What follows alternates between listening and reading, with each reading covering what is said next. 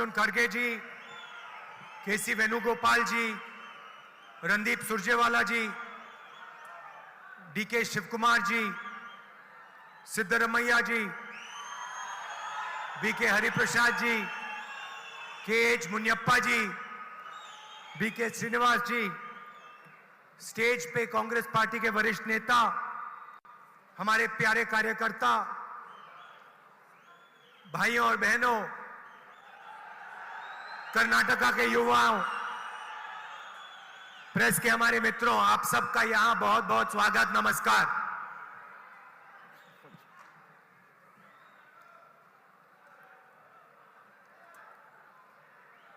आज मैं शुरुआत में, मीटिंग के शुरुआत में कर्नाटका की जनता से सीधी बात करना चाहता हूं।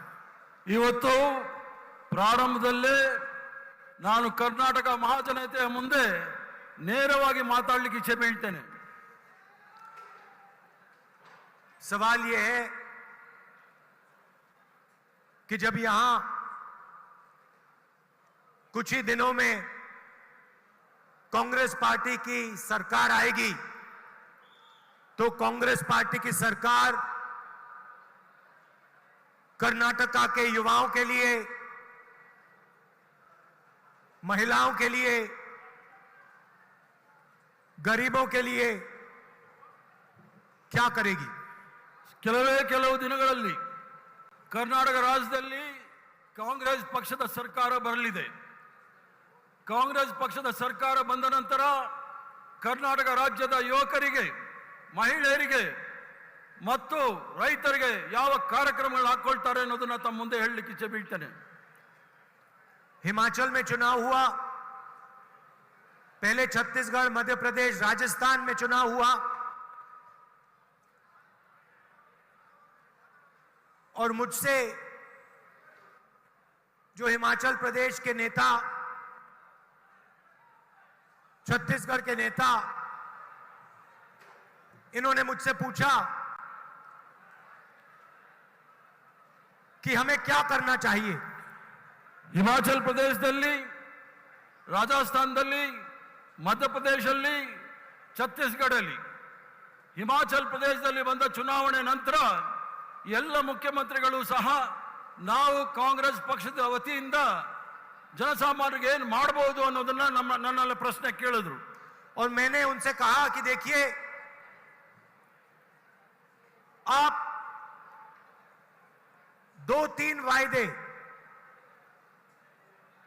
जनता से कीजिए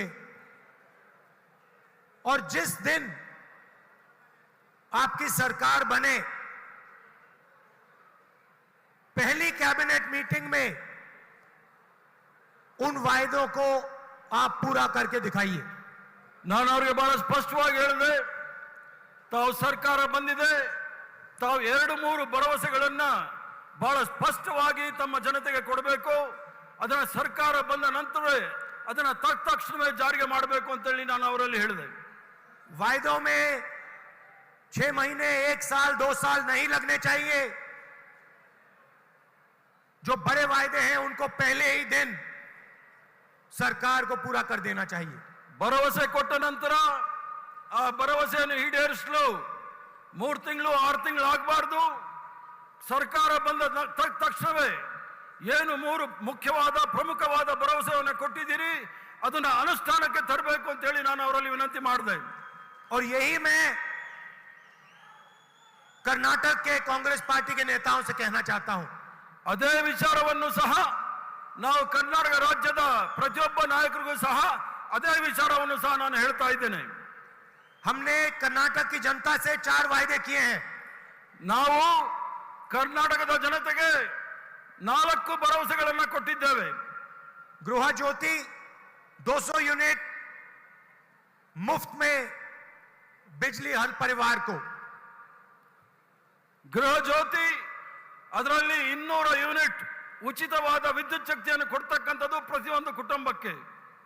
गृह लक्ष्मी 2000 रुपए हर महीने महिलाओं को। ಗೃಹಲಕ್ಷ್ಮಿ ಯೋಜನೆ ಪ್ರತಿಯೊಬ್ಬ ಕುಟುಂಬದ ಮಹಿಳೆ ಯಜಮಾನಿಗೆ 2,000 ರೂಪಾಯಿ ಕೊಡ್ತಕ್ಕಂಥ ಕಾರ್ಯಕ್ರಮ. अन्नभाग्य 10 केजी चावल हर परिवार के मेंबर को. ಅನ್ನಭಾಗ್ಯ ಕಾರ್ಯಕ್ರಮ ಪ್ರತಿ ಕುಟುಂಬದ ಪ್ರತಿ ಸದಸ್ಯರಿಗೂ ಸಹ ಹರ್ ಮಹಿನೆ ಕೊಡ್ತಕ್ಕಂಥದ್ದು. हर महीने ಪ್ರತಿ ತಿಂಗಳು 10 ಕೆಜಿ ಪ್ರತಿ ಕುಟುಂಬದ ಸದಸ್ಯರಿಗೆ ಕೊಡ್ತಕ್ಕಂಥದ್ದು. और सबसे जरूरी युवा निधि 3,000 रुपए हर महीने कर्नाटक के हर ग्रेजुएट को 2 साल के लिए. ಮತ್ತು ಯುವಕರಿಗೆ ಪ್ರತಿ ತಿಂಗಳು ಯಾರು ಪದವೀಧರರಿದ್ದಾರೆ ಅವರಿಗೆ 3,000 ರೂಪಾಯಿ ಎನ್ನ ಭತ್ಯವನ್ನು ನಾವು ಕೊಡ್ತಕ್ಕಂಥ ಕಾರ್ಯಕ್ರಮ. और 1,500 रुपए हर महीने डिप्लोमा होल्डर्स को. 1,500 ರೂಪಾಯಿಯನ್ನ ಏನು ಡಿಪ್ಲೊಮಾ ಪದವೀಧರರಿದ್ದಾರೆ ಅವರಿಗೆ ಪ್ರತಿ ತಿಂಗಳು 1,500 ರೂಪಾಯಿ ಕೊಡ್ತಕ್ಕಂಥದ್ದು. और इन वायदों को पूरा करने में 6 महीने, 1 साल, 2 साल नहीं लगने चाहिए. ये वायदा पहले दिन पहली कैबिनेट मीटिंग में पूरे हो जाने चाहिए. ಏನು ಈ ಒಂದು ಭರವಸೆಯನ್ನು ನಾವು ಕೊಟ್ಟಿದ್ದೀವಿ, ಭರವಸೆಯನ್ನು ಕೊಡ್ತಾ ಇದ್ದೀವಿ, ಅದು 6 ತಿಂಗಳು 1 ವರ್ಷ ಆಗಬಾರದು. ಸರ್ಕಾರ ಬಂದ ತಕ್ಷಣವೇ ಈ 4 ಕಾರ್ಯಕ್ರಮಗಳ ಅನುಷ್ಠಾನಕ್ಕೆ ಬರಬೇಕು ಅಂತ ಹೇಳಿ ನಾನು ಹೇಳ್ತಾ ಇದ್ದೇನೆ. और कांग्रेस पार्टी को कर्नाटका की जनता का और देश की जनता को सीधा मैसेज देना चाहिए. ಕಾಂಗ್ರೆಸ್ ಪಕ್ಷದವರು ಕರ್ನಾಟಕದ ಜನತೆ ಈ ದೇಶಕ್ಕೆ ಒಳ್ಳೆ ಸಂದೇಶವನ್ನು ಕೊಡಬೇಕಾಗಿರ್ತಕ್ಕಂಥದ್ದು ಬಂದಿದೆ. ಈಗ प्रधानमंत्री को मैसेज देना चाहिए. ಪ್ರಧಾನಮಂತ್ರಿ ಅವರ ಹಣ ಜನಸಾಮಾನ್ಯರಿಗೆ ಸಲ್ಲಬೇಕು. कि अगर आप हजारों करोड़ रुपए अदानी जी जैसी कंपनियों को दे सकते हो तो हम गरीबों को, महिलाओं को, युवाओं को पैसा दे सकते हैं. ತಾವು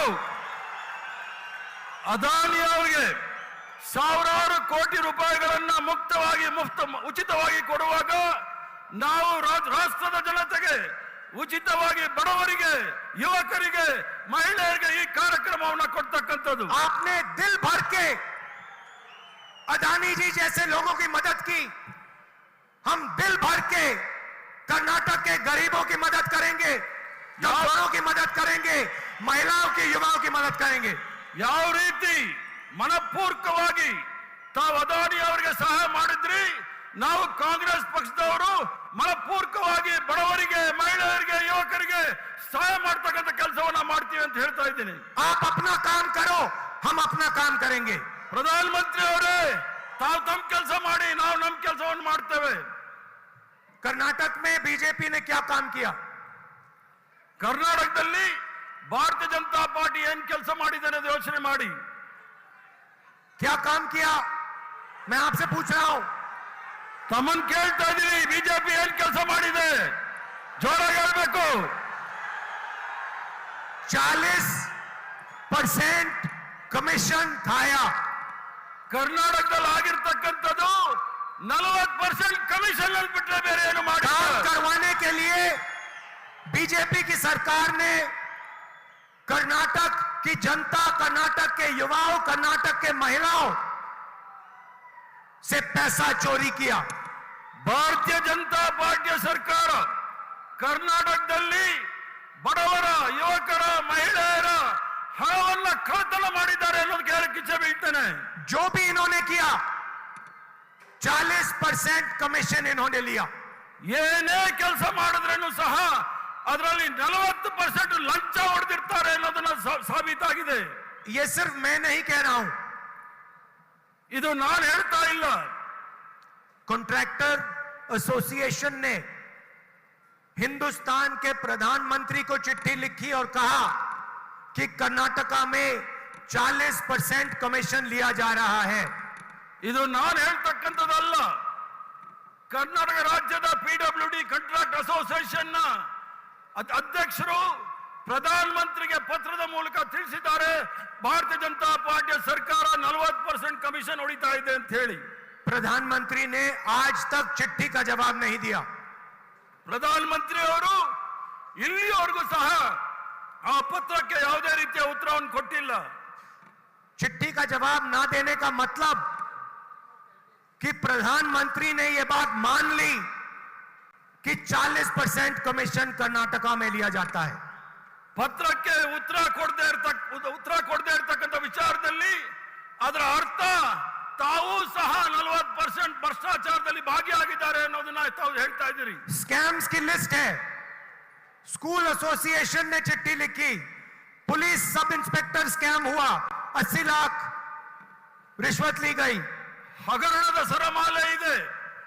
ಟೀಚರ್ಸ್ ನೇಮಕಾತಿಯಲ್ಲಿ, ಪೊಲೀಸ್ ನೇಮಕಾತಿಯಲ್ಲಿ ಎಲ್ಲದರಲ್ಲೂ ಸಹ ಭ್ರಷ್ಟಾಚಾರ ತುಳುಕ್ತಾ ಇದೆ। Assistant professor job scam, engineer job scam, assistant professor ಅವರ ನೇಮಕಾತಿ ಹಗರಣ ಮತ್ತು ಅಸಿಸ್ಟೆಂಟ್ ಇಂಜಿನಿಯರ್ ನೇಮಕಾತಿ ಹಗರಣ, ये सब आपने सहा है। ಇವೆಲ್ಲವೂ ಸಹ ತಮ್ಮ ಕಣ್ಣ ಮುಂದೆ ಇದೆ। और जब मैंने ये बात पार्लियामेंट में रखी, जब मैंने अदानी जी के बारे में प्रधानमंत्री से सवाल पूछे, ನಾನು ಈ ವಿಚಾರವನ್ನ ಪಾರ್ಲಿಮೆಂಟ್ ಅಲ್ಲಿ ಮಂಡಿಸಿದಾಗ, ಅದಾನಿ ವಿಚಾರದಲ್ಲಿ ನಾವು ಈ ಪ್ರಶ್ನೆಯನ್ನು ಕೇಳಿದಾಗ ಪಾರ್ಲಿಮೆಂಟ್ ಅಲ್ಲಿ पहले मेरा माइक ऑफ कर दिया गया। ನನ್ನ ಪ್ರಶ್ನೆ ಕೇಳುವ ಮೊದಲೇ ನನ್ನ ಮೈಕ್ ಆಫ್ ಮಾಡಿದ್ರು। मैंने क्या पूछा? ನಾನು ಏನ್ ಕೇಳಿದೆ ಅಂತ ತಿಳ್ಕೊಳ್ಳಿ। प्रधानमंत्री जी, आपका अदानी जी से क्या रिश्ता है? ನಾನು ಕೇಳಿದಿಷ್ಟೇ, ಪ್ರಧಾನಮಂತ್ರಿಗಳೇ ನಿಮಗೆ ಮತ್ತು ಅದಾನಿಗೆ ಯಾವ ಸಂಬಂಧ ಇದೆ ಅಂತ ಕೇಳಿದೆ ಅಂತ ಹೇಳಿದೆ। मैंने पार्लियामेंट में एक फोटो दिखाई, पार्लियामेंट जिसमें नरेंद्र मोदी अदानी जी के हवाई जहाज में रिलैक्स करते हुए दिखते हैं। ನಾನು ಪಾರ್ಲಿಮೆಂಟ್ ಅಲ್ಲಿ ಒಂದು ಚಿತ್ರವನ್ನು ತೋರಿಸಿದೆ। ऐसे बैठे हैं जैसे वो अपने घर में बैठे हैं। ಅದರಲ್ಲಿ ಅದಾನಿ ಅವರು, ಮೋದಿ ಅವರು ಒಂದು ಪ್ಲೇನ್ ಅಲ್ಲಿ ಕೂತ್ಕೊಂಡಿದ್ರು। मैंने पूछा क्या रिश्ता है? ನಾನು ಏನು ಸಂಬಂಧ ಇದೆ ಅಂತ ಕೇಳಿದೆ। फिर मैंने सवाल पूछा कि हिंदुस्तान के एयरपोर्ट्स अदानी जी को दिए जा रहे हैं और एयरपोर्ट देने से पहले सरकार नियम बदलती है, नियम क्यों बदला, किसने बदला? ದೇಶದ ವಿಮಾನ ನಿಲ್ದಾಣಗಳನ್ನ ಅದಾನಿ ಅವರಿಗೆ ಎಲ್ಲ ಕಾನೂನನ್ನ ಬದಲಾವಣೆ ಮಾಡಿ ಅದಾನಿ ಅವರಿಗೆ ಕೊಡ್ತಾ ಇದ್ದಾರೆ, ಯಾಕೆ ಕೊಡ್ತಾ ಇದ್ದಾರೆ ಅಂತ ಹೇಳಿ ನನ್ನ ಪ್ರಶ್ನೆ ಕೇಳಿದೆ। नियम था कि एयरपोर्ट चलाने के लिए एक्सपीरियंस होना चाहिए। अदानी जी का कोई एक्सपीरियंस नहीं है एयरपोर्ट चलाने में। ಏನು ನಿಯಮದಲ್ಲಿ ಅನುಭವ ಇರ್ತಕ್ಕಂಥವ್ರಿಗೆ ಏರ್ಪೋರ್ಟ್ ಕೊಡ್ತಕ್ಕಂಥ ನಿಯಮ ಇದೆ, ಆದ್ರೆ ಅದಾನಿ ಅವ್ರಿಗೆ ಯಾವುದೇ ರೀತಿ ಅನುಭವ ಇಲ್ಲ, ಅವ್ರಿಗೆ ಯಾಕೆ ಅದನ್ನ ವಿಮಾನ ನಿಲ್ದಾಣವನ್ನ ಕೊಡ್ತಾ ಇದ್ದೀರಿ ಅಂತ ನನ್ನ ಪ್ರಶ್ನೆ। मुंबई एयरपोर्ट उनके हवाले कर दिया गया। ಮುಂಬೈನ ದೊಡ್ಡ ವಿಮಾನ ನಿಲ್ದಾಣ ಅವ್ರ ಕೈ ಕೊಟ್ಟಾಯ್ತು। जिसका एयरपोर्ट था उस पे सीबीआई ईडी के केसेस लगा दिए। ಯಾರು ಆ ಏರ್ಪೋರ್ಟ್ ಅನ್ನ ನಿರ್ಮಿಸಿದ್ರು ಅವರ ವಿರುದ್ಧ ಇಡಿ ಸಿಬಿಐ ದಾಳಿ ನಡೆಸಿ ಅವರಿಂದ ಬೀಳಿಸಿ ಅದನ್ನ ತೆಗೆದುಕೊಂಡಿದ್ದಾರೆ। और उससे एयरपोर्ट छिनवा दिया और अदानी जी के हवाले कर दिया। ಆ ಏರ್ಪೋರ್ಟ್ ಅನ್ನ ಆ ನಿರ್ಮಾಣ ಮಾಡಿದವರಿಂದ ಕಿತ್ಕೊಂಡು ಅದಾನಿ ಅವರ ಕೈ ಕೊಟ್ಟಿರ್ತಕ್ಕಂಥದ್ದು। ऑस्ट्रेलिया में हिंदुस्तान के प्रधानमंत्री ऑस्ट्रेलिया के नेता के साथ बैठे हैं, उसी मेज पे अदानी जी बैठे हैं, उसी मेज पे स्टेट बैंक ऑफ इंडिया के चेयरमैन के सीनियर मेंबर बैठे हैं। ಆಸ್ಟ್ರೇಲಿಯಾಗೆ ಪ್ರಧಾನಮಂತ್ರಿ ಅವರು ಅಧಿಕೃತವಾಗಿ ಭೇಟಿ ಕೊಟ್ಟಾಗ ಪ್ರಧಾನಮಂತ್ರಿ ಅವರ ಜೊತೆ ಅದಾನಿ ಅವರು ಮತ್ತು ಮೈಸೂರು ಸ್ಟೇಟ್ ಬ್ಯಾಂಕ್ ಆಫ್ ಇಂಡಿಯಾದ ಅಧಿಕಾರಿಗಳು ಸಹ ಅವ್ರ ಜೊತೆ ಕುಳಿತಿರ್ತಕ್ಕಂಥ ನಾವೆಲ್ಲರೂ ಸಹ ನೋಡಿದ್ದೇವೆ। और उसी के एकदम बाद स्टेट बैंक अदानी जी को हजारों करोड़ रुपए का बैंक लोन दे देता है। मैंने पूछा किसने करवाया? ಆ ಒಂದು ಸಭೆ ನಡೆದ ನಂತರ ತತ್ಕ್ಷಣವೇ ಸ್ಟೇಟ್ ಬ್ಯಾಂಕ್ ಆಫ್ ಇಂಡಿಯಾದವರು ಸಾವಿರಾರು ಕೋಟಿ ರೂಪಾಯಿಗಳ ಸಾಲವನ್ನು ಅದಾನಿ ಅವರು ಕೊಡ್ತಾರೆ। ಯಾವ ಕಾನೂನು ಅವ್ರಿಗೆ ಕೊಟ್ರಿ ಅಂತ ನನ್ನ ಪ್ರಶ್ನೆ।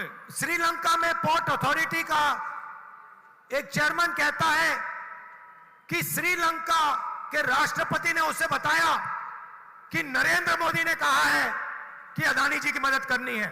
ಶ್ರೀಲಂಕಾದ ಬಂದರಿನ ಒಬ್ಬ ಚೇರ್ಮನ್ ಹೇಳ್ತಾರೆ, ಪ್ರಧಾನಮಂತ್ರಿ ಅವರು ಈ ಒಂದು ಬಂದರನ್ನ ನಾವು ಅದಾನಿ ಅವರಿಗೆ ಕೊಡಬೇಕು ಅಂತ ಹೇಳಿ ನಮ್ಮ ಮೇಲೆ ಒತ್ತಡ ಹಾಕಿದ್ದಾರೆ ಅಂತ ಹೇಳಿ।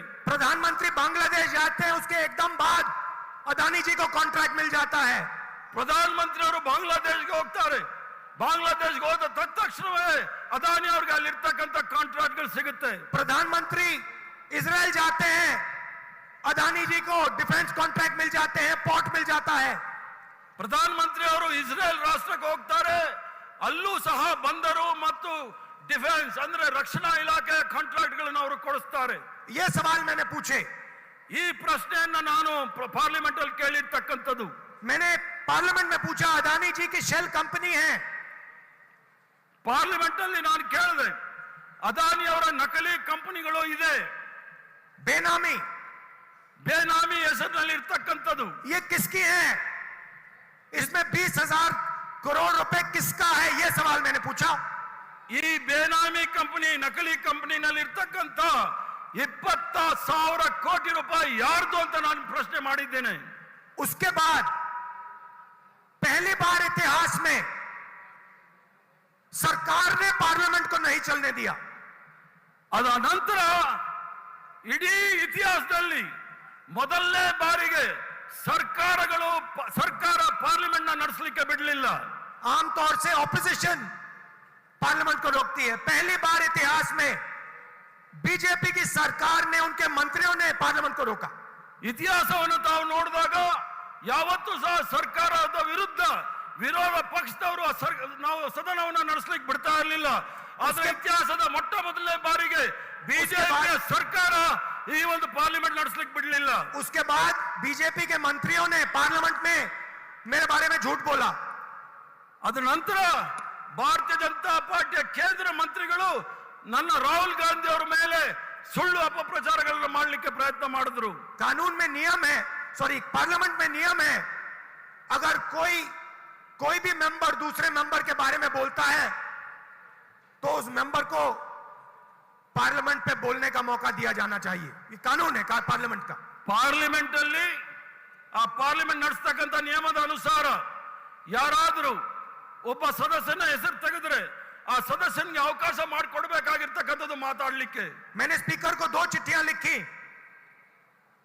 कहा कि देखिए ये मेरा हक है, मेरे ऊपर आरोप रखा गया है, मुझे कहना है, मुझे जवाब देना है। ನಾನು ಲೋಕಸಭಾ ಸ್ಪೀಕರ್ಗೆ 2 ಪತ್ರವನ್ನು ಬರೆದೆ, ನನಗೆ ನನ್ನ ಹಕ್ಕಿದೆ, ನಾನು ಉತ್ತರ ಕೊಡ್ಲಿಕ್ಕೆ ಅವಕಾಶ ಕೊಡಿ ಅಂತ ಹೇಳಿ. बोलने का मौका नहीं दिया गया, ನನಗೆ ಮಾತಾಡಲಿಕ್ಕೆ ಅವಕಾಶ ಕೊಡಲಿಲ್ಲ. उसके बाद मैं स्पीकर के ऑफिस में गया, मैंने कहा स्पीकर सर मुझे मौका तो दीजिए, जवाब देने का मौका तो दीजिए। ಅದ ನಂತರ ನಾನು ಸ್ಪೀಕರ್ ಅವರ ಕಚೇರಿಗೆ ಹೋಗಿ ನಾನು ಅವರಲ್ಲಿ ವಿನಂತಿ ಮಾಡಿದೆ, ನನಗೆ ಮಾತಾಡಲು ಅವಕಾಶ ಮಾಡಿಕೊಡಿ, ಅದಕ್ಕೆ ಜವಾಬ್ ಕೊಡಿ ಅಂತ ಹೇಳಿ. मुस्कुरा के कहते हैं मैं कुछ नहीं कर सकता। ಮುಗುಳು ನಕ್ಕೊಂಡು ಸ್ಪೀಕರ್ ಸಾಹೇಬರು ನಾನೇನು ಮಾಡಕ್ಕಾಗೋದಿಲ್ಲ ಅಂತ. आइए मेरे साथ चाय पिएजिए, मैं आपको समझा दूंगा। ನಾವು ನನ್ನ ಜೊತೆ ಟೀ ಕುಡೀರಿ, ಆವಾಗ ನಿಮಗೆ ನಾನು ಅದನ್ನ ಆ ವಿಚಾರದಲ್ಲಿ ನಾನು ಬಗೆಹರಿಸ್ತೀನಿ ಅಂತ ಹೇಳಿ. मैंने उनसे कहा स्पीकर सर आप तो स्पीकर हैं, आप पार्लियामेंट के स्पीकर हैं, जो भी आप करना चाहते हो पार्लियामेंट में आप कर सकते हो, आप अपना काम क्यों नहीं कर रहे हो?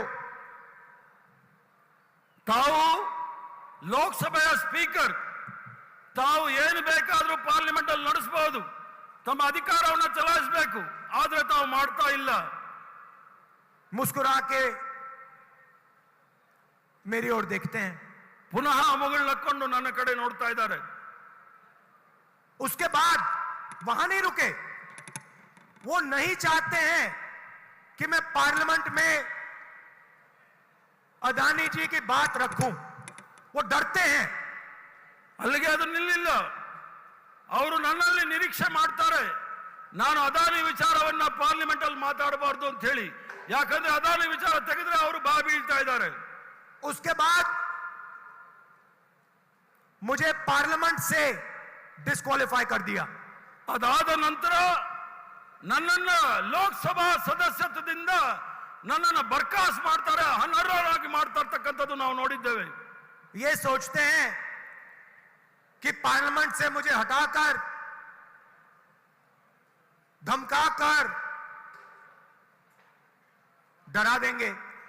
ಇವರು ಭಾರತೀಯ ಜನತಾ ಪಾರ್ಟಿಯವರು ಯೋಚನೆ ಮಾಡಬಹುದು, ನನ್ನನ್ನು ಪಾರ್ಲಿಮೆಂಟ್ ಇಂದ ಅನರ್ಹ ಮಾಡಿ ನನಗೆ ಭಯ ಬೀಳಿಸೋ ಪ್ರಯತ್ನ ಮಾಡಿದ್ರೆ ನಾನೇನಾದ್ರೂ ಬಗ್ತೀನಿ ಅಂತ ಹೇಳಿ. मैं नहीं डरता इनसे, ನಾನು ಇದಕ್ಕೆಲ್ಲ ಭಯ ಬೀಳೋನಲ್ಲ. मैं फिर से दोहराता हूं, प्रधानमंत्री जी आपका अदानी जी के साथ क्या रिश्ता है, और ये 20,000 करोड़ रुपए जो शेल कंपनीज में हैं वो किसके हैं? ये जो बेनामी पैसा है वो किसका है और कहां से आया? ನಾನು ಪುನಃ ಉಚ್ಚಾರಣೆ ಮಾಡ್ತೇನೆ, ಪುನರುಚ್ಚಾರ ಮಾಡ್ತೀನಿ. ಪ್ರಧಾನಮಂತ್ರಿ ಅವರೇ, ನರೇಂದ್ರ ಮೋದಿ ಅವರೇ, ಈ ಅದಾನಿ ಅವರ ನಕಲಿ ಕಂಪನಿಗಳಲ್ಲಿ ಇರ್ತಕ್ಕಂಥ 20,000 ಕೋಟಿ ಎಲ್ಲಿಂದ ಬಂತು ಅಂತ ನಾನು ಈಗಲೂ ಪ್ರಶ್ನೆ ಮಾಡ್ತೀನಿ, ಮುಂದೆನೂ ಪ್ರಶ್ನೆ ಮಾಡ್ತೇನೆ. और जब तक इसका जवाब नहीं मिलेगा तब तक मैं नहीं रुकने वाला हूं. ನನಗೆ ಎಲ್ಲಿ ತನಕ ಈ ವಿಚಾರದಲ್ಲಿ ಉತ್ತರ ಸಿಗೋದಿಲ್ಲ ಅಲ್ಲಿ ತನಕ ನನ್ನ ಹೋರಾಟ ಮುಂದುವರಿಯುತ್ತೆ ಅನ್ನೋದು ಹೇಳ್ತಾ ಇದ್ದೇನೆ. मुझे डिस्क्वालीफाई कर दो, जेल में डाल दो, कुछ भी कर दो, कोई फर्क नहीं पड़ता. ನನ್ನನ್ನು ಅನರ್ಹ ಮಾಡು, ಜೈಲ್ಗೆ ಹಾಕು, ನನಗೇನು ವ್ಯತ್ಯಾಸ ಆಗೋದಿಲ್ಲ ಈ ಹೋರಾಟದಲ್ಲಿ. अदानी जी एक चिन्ह है. ಅದಾನಿ ಅವರು ಒಂದು ಮಾದರಿಯಾಗಿದ್ದಾರೆ ಮೋದಿ ಅವರಿಗೆ. करप्शन के एक चिन्ह है. ಭ್ರಷ್ಟಾಚಾರದ ಒಂದು ಮಾದರಿ. 21वीं सदी में एक व्यक्ति हिंदुस्तान का पूरा इंफ्रास्ट्रक्चर, एयरपोर्ट, पोर्ट, सड़क, सारा का सारा उठा ले जाता है. 21ನೇ ಶತಮಾನದ ಇತಿಹಾಸ ಕೇವಲ ಒಬ್ಬ ಮನುಷ್ಯ ಭಾರತ ದೇಶದ ಮೂಲಭೂತ ಸೌಕರ್ಯಗಳನ್ನೆಲ್ಲರೂ ಸಹ, ಏರ್ಪೋರ್ಟ್ ಇರಬಹುದು, ಬಂದರ್ ಇರಬಹುದು, ಎಲ್ಲರೂ ಸಹ ಒಬ್ಬರ ಕೈಯಲ್ಲಿದೆ. हजारों करोड़ रुपए धन जादू से उनकी कंपनी में आ जाता है. ಸಾವಿರಾರು ಕೋಟಿ ರೂಪಾಯಿಗಳು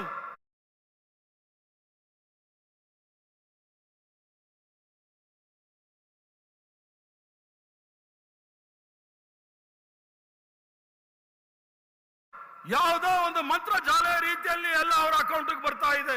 सबसे जरूरी इंफ्रास्ट्रक्चर, डिफेंस इंफ्रास्ट्रक्चर की कंपनी में चाइना का एक डायरेक्टर बैठा है.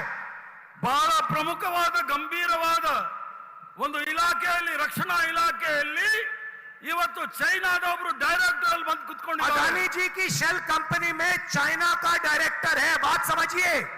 ಅದಾನಿ ಅವರ ನಕಲಿ ಕಂಪನಿಗಳಲ್ಲಿ ಚೈನಾದ ಡೈರೆಕ್ಟರ್ ಇದ್ದಾರೆ ಅನ್ನೋದನ್ನು ನಾನು ಮುಂದೆ ಹೇಳಲಿಕ್ಕೆ ಇಚ್ಛೆ ಬೀಳ್ತೇನೆ. कोई इन्वेस्टिगेशन नहीं हो रहा. ಆ ವಿಚಾರದಲ್ಲಿ ಯಾವುದೇ ರೀತಿಯ ತನಿಖೆ ನಡೀತಾ ಇಲ್ಲ. अदानी जी डिफेंस में काम करते हैं. कोई इन्वेस्टिगेशन नहीं हो रहा कि भैया आपकी कंपनी में चाइना का डायरेक्टर कैसे बैठा हुआ है, ये है कौन, किसने बैठाया इसको, क्यों बैठाया.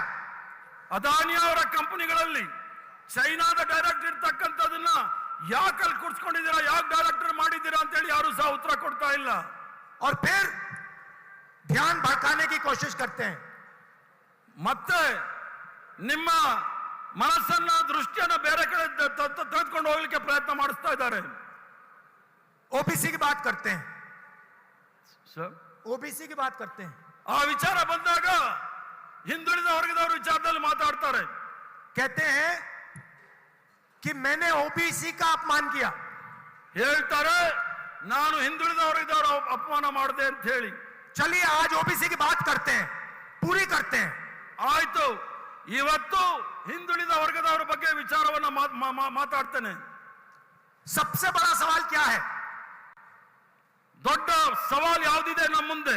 अगर हम ओबीसी की बात करते हैं, दलितों की बात करते हैं, हिंदुस्तान के लोगों की बात करते हैं, तो सबसे बड़ा सवाल क्या है? ನಾವು ಹಿಂದುಳಿದ ವರ್ಗದವರಾಗ್ಲಿ, ದಲಿತರ ವಿಚಾರದಲ್ಲಾಗ್ಲಿ, ಭಾರತ ದೇಶದ ಪ್ರಜೆಗಳಿಗೆ ವಿಚಾರದಲ್ಲಿ ಮಾತಾಡುವಾಗ ಅದರಲ್ಲಿ ಏನು ತಪ್ಪಿದೆ? सबसे बड़ा सवाल यह है कि किसकी कितनी आबादी है. ದೊಡ್ಡ ಪ್ರಶ್ನೆ ಎಲ್ಲರ ಜನಸಂಖ್ಯೆ, ಯಾರ ಜನಸಂಖ್ಯೆ ಅತಿ ಹೆಚ್ಚಿನದಾಗಿದೆ ಅನ್ನೋದನ್ನ ತಿಳ್ಕೊಳ್ಬೇಕಾಗಿದೆ.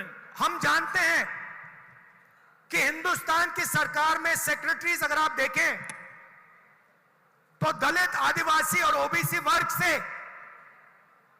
सिर्फ 7% आते हैं। ತಾವೇನಾದರೂ ಕೇಂದ್ರ ಸರ್ಕಾರದಲ್ಲಿರ್ತಕ್ಕಂಥ ಹಲವಾರು ವಿಭಾಗಗಳಲ್ಲಿ ನೋಡಿದಾಗ ದಲಿತರು ಮತ್ತು ಹಿಂದುಳಿದ ವರ್ಗದವರ ಸಂಖ್ಯೆ 7% ಮಾತ್ರ ಇರ್ತಕ್ಕಂಥದ್ದು ನಾವು ನೋಡಬಹುದು। मतलब हिंदुस्तान की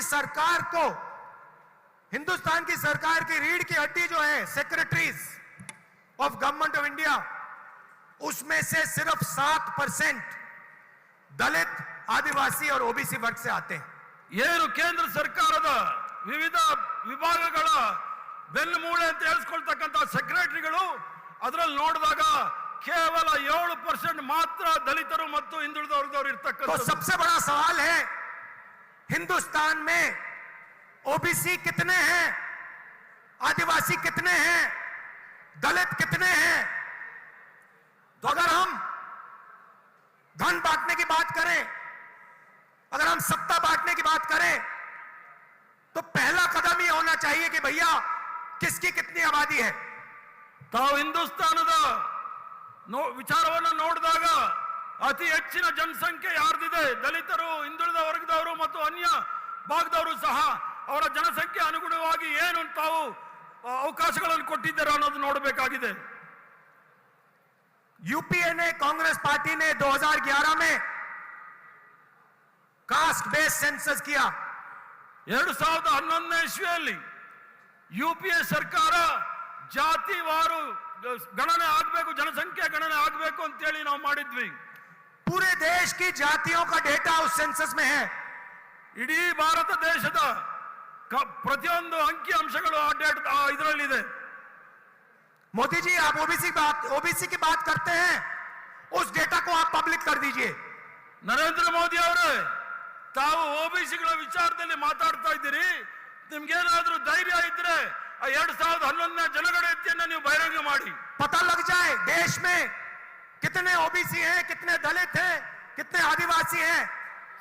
ಸಾರ್ವಜನಿಕರಲ್ಲಿ ಬಹಳ ಸ್ಪಷ್ಟವಾಗಿ ಗೊತ್ತಾಗಲಿ, ಜನಸಂಖ್ಯೆ ಆಧಾರಿತದಲ್ಲಿ ಓಬಿಸಿಗಳು ಎಷ್ಟಿದ್ದಾರೆ, ಎಸ್ಸಿ ಎಸ್ಟಿಗಳು ಎಷ್ಟಿದ್ದಾರೆ ಅಂತ ಹೇಳಿ। अगर सबको भागीदार बनाना है, सबको इस देश की प्रगति में शामिल करना है, तो यह तो मालूम होना चाहिए कि कौन कितने हैं। ಆದ್ರೆ ತಮ್ಗೇನಾದ್ರೂ ಮನಸ್ಸಲ್ಲಿ ಇದ್ರೆ ಪ್ರತಿಯೊಬ್ಬರನ್ನು ಸಹ ಮುಖ್ಯ ಧಾರೆಯಲ್ಲಿ ನಾವು ತೆಗೆದುಕೊಂಡು ಹೋಗ್ಬೇಕಾದ್ರೆ ನಮಗೆ ಗೊತ್ತಾಗಬೇಕು ಜನಸಂಖ್ಯೆ ಅನುಗುಣವಾಗಿ ಯಾರ್ಯಾರು ಎಷ್ಟು ಜನಸಂಖ್ಯೆ ಇದೆ ಅಂತ ಹೇಳಿ। तो मोदी जी, कास्ट सेंसस का डेटा आप रिलीज कीजिए, देश की जनता को पता लग जाए देश में ओबीसी कितने हैं, दलित कितने हैं, आदिवासी कितने हैं। ಮೋದಿ ಜಿ ಅವರೇ, ಏನು ನಮ್ಮ ಜಾತಿ ಜನಗಣತಿ ಇದೆ ಅದನ್ನ ಬಹಿರಂಗಗೊಳಿಸಲಿ, ಸಾರ್ವಜನಿಕರಿಗೆ ಗೊತ್ತಾಗಲಿ ಓಬಿಸಿ ಎಸ್ಸಿ ಎಸ್ಟಿ ಎಷ್ಟಿದ್ದಾರೆ ಅಂತ ಹೇಳಿ। और अगर आप ये काम नहीं करेंगे तो ये ओबीसी पर अपमान है। ತಾವೇನಾದರೂ ಈ ಒಂದು ಕೆಲಸ ಮಾಡಲಿಲ್ಲ ಅಂದ್ರೆ ಅದು ಹಿಂದುಳಿದ ವರ್ಗದವರಿಗೆ ಮಾಡಿದ ದೊಡ್ಡ ಅಪಮಾನ ಅಂತ ಹೇಳಲಿಕ್ಕೆ ಇಚ್ಛೆ ಬೀಳ್ತೇನೆ। आपने ओबीसी की बात की, देश को दिखा दीजिए देश में कितने ओबीसी हैं। ತಾವು ಓಬಿಸಿ ವಿಚಾರವನ್ನ ಮಾತಾಡಿದ್ರಿ, ಹಿಂದುಳಿದ ವರ್ಗದವರ ವಿಚಾರ ಮಾತಾಡಿದ್ರಿ, ಅವ್ರಿಗೆ ತಿಳಿಸಿ ಅವ್ರ ಜನಸಂಖ್ಯೆ ಎಷ್ಟಿದೆ ಅಂತ ಹೇಳಿ। और फिर देश को समझाइए कि आपकी सरकार में सिर्फ 7% सेक्रेटरीज ओबीसी, दलित और आदिवासी में से क्यों आते हैं। ಮತ್ತೆ ದೇಶದ ಜನತೆಗೆ ತಿಳಿಸಿ ಕೇಂದ್ರ ಸರ್ಕಾರದ ವಿಭಾಗೀಯ ಮಟ್ಟದಲ್ಲಿ ಕೇವಲ 7% ಮಾತ್ರ ಅಧಿಕಾರಿಗಳು ಯಾಕಿದ್ದಾರೆ ಅಂತ ಹೇಳಿ। दूसरी बात, जो एससी और एसटी का कोटा है उसको उनकी आबादी से प्रोपोर्शन कर दीजिए। ಮತ್ತೆ ಎಸ್ಸಿ ಎಸ್ಟಿ ಅವರ ಜನಸಂಖ್ಯೆ ಆಧಾರಿತ ಅವರ ಜನಸಂಖ್ಯೆ ಅನುಗುಣವಾಗಿ ಅವರಿಗೆ ಅವಕಾಶಗಳನ್ನು ಕೊಡಿ। और तीसरी बात, जो रिजर्वेशंस पे आपने 50% का कैप लगा रखा है उसको हटा दीजिए। ಮತ್ತೊಂದು ವಿಚಾರ, ಏನು ಮೀಸಲಾತಿ ವಿಚಾರದಲ್ಲಿ 50% ತಾವು ಅದನ್ನ ಇಟ್ಟಿದ್ದೀರಿ, ಅದನ್ನ ತೆಗೆದುಹಾಕಿ। फिर बात करते हैं ओबीसी का अपमान कौन करता है। ಆ ನಂತರ ನಾವು ಮಾತಾಡಬಹುದು ಓಬಿಸಿ ವಿಚಾರದಲ್ಲಿ ಯಾರು ಅಪಮಾನ ಮಾಡ್ತಾ ಇದ್ದಾರೆ ಅಂತ ಹೇಳಿ। भाइयों और बहनों, कर्नाटक में कांग्रेस पार्टी की सरकार आने वाली है। ಅಕ್ಕ ತಂಗಿಯರೇ, ಕರ್ನಾಟಕ ರಾಜ್ಯದಲ್ಲಿ ಕಾಂಗ್ರೆಸ್ ಪಕ್ಷದ ಸರ್ಕಾರ ಬರಲಿದೆ। प्रधानमंत्री जी सिर्फ अदानी जी जैसे लोगों की मदद करते हैं। ಪ್ರಧಾನಮಂತ್ರಿ ಅವರು ಕೇವಲ ಅದಾನಿ ಅಂತ ಅವರಿಗೆ ಸಹಾಯ ಮಾಡಲಿಕ್ಕೆ ಮುಂದೆ ಬರ್ತಾ ಇದ್ದಾರೆ. कांग्रेस पार्टी कर्नाटका के किसानों, मजदूरों और छोटे व्यापारियों की मदद करेगी. ಕಾಂಗ್ರೆಸ್ ಪಕ್ಷ ಅಧಿಕಾರಕ್ಕೆ ಬಂದ್ರೆ ನಾವು ರೈತರು, ಕಾರ್ಮಿಕರು ಮತ್ತು ಸಣ್ಣ ಉದ್ಯಮಿದಾರರಿಗೆ ಸಹಾಯವನ್ನು ಮಾಡ್ತೇವೆ. मोदी जी ने बैंकों के दरवाजे अरबपतियों के लिए खोले हैं.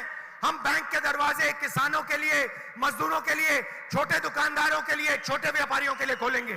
ಮೋದಿ ಅವರು ಬ್ಯಾಂಕ್ಗಳ ಬಾಗಿಲನ್ನು ಕೇವಲ ಉದ್ಯಮಪತಿಗಳು, ಕರೋಡ್ಪತಿಗಳಿಗೆ ಕೊಟ್ಟಿದ್ದಾರೆ.